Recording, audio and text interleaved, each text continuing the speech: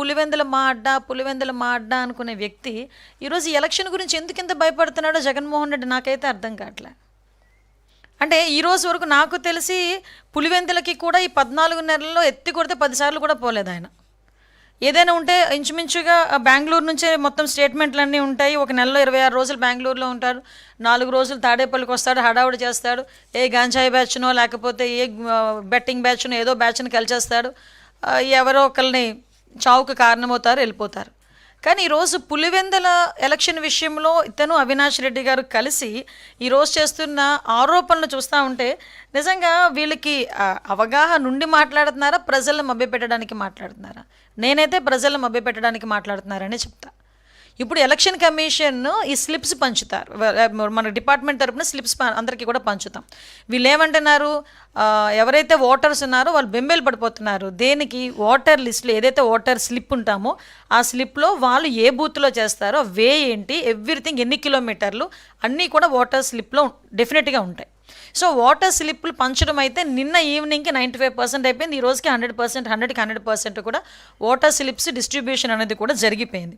So ఇందులోని ఎవరు కూడా వాళ్ళని మభ్యపెట్టడానికో ఏదీ లేదు. వీళ్ళు ఏమనుకుంటారంటే, నేను చాలా సందర్భాల్లో చెప్తా ఉంటా, పచ్చ కెమెరాలోకి లోకమంతా పచ్చగానే కనిపిస్తుంది. వీళ్ళకి దొంగ ఓట్లను తీసుకొని వచ్చేది, లేకపోతే ఓటర్లను మభ్యపెట్టేది, భయపెట్టేది. మీకు గుర్తుందో లేదో, ఈ 2021 జడ్పీటీసీ ఎంపీటీసీ ఎలక్షన్స్ టైంలోని ఆ టైంలో నామినేషన్ వేయటానికి వెళ్ళినా కూడా నామినేషన్ని చేతిలో లాక్కుని చింపేసిన సందర్భాలు కూడా ఉన్నాయి. మీ నంబర్ చీరల్లో దాచుకొని నామినేషన్ పత్రాలు వెళ్ళి ఎలక్షన్ కమిషన్ అక్కడ వెళ్ళి ఎలక్షన్ ఆఫీసర్కి ఇచ్చిన సందర్భాన్ని కూడా గుర్తు చేస్తున్నాను జగన్మోహన్ రెడ్డి. ఈరోజు పులివెందుల్లో కానీ ఒంటిమెట్లో కానీ ఎక్కడా కూడా 11 నామినేషన్లు పడినాయి ఒక పులివెందుల్లోనే. అంటే ఒకసారి మీరు ఆలోచన చేసుకోవాలి. ఈరోజు ఎంత ప్రజాస్వామ్యబద్ధంగా మేము చేస్తున్నాం. తప్పు చేసిన వాడు ఎవరి మీదైనా పార్టీలకు అతీతంగా మేము కేసు ఫైల్ చేస్తున్నాం, దర్యాప్తులు చేస్తున్నాం. అందులో కూడా ఎక్కడ కూడా టాలరేట్ చేసే ప్రసక్తి లేదు. మేము ప్రజాస్వామ్యబద్ధంగా వెళ్తున్నాం. నీతికి నిజాయితీకి విలువలతో కూడిన రాజకీయాలు చేయడానికి సిద్ధపడ్డ వ్యక్తి చంద్రబాబు నాయుడు గారు. అటువంటి వ్యక్తి ఆధ్వర్యంలో ఈరోజు సీఎం గారు ఆధ్వర్యంలో జరుగుతున్న, సీఎం గారు ఈరోజు సీఎంగా ఉన్న నేపథ్యంలో ఎలక్షన్ కమిషన్ ఆధ్వర్యంలో జరుగుతున్న ఎలక్షన్ ఇది.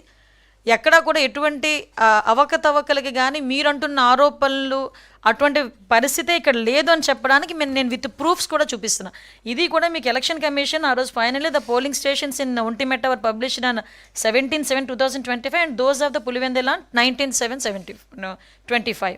సో మనకి ఎక్కడా కూడా ఈ అబ్జెక్షన్స్ రైజ్ కూడా కాలేదు. సో పోలింగ్ బూతులు as per election commission guidelines polling బూతులు కూడా మార్చడం జరిగింది.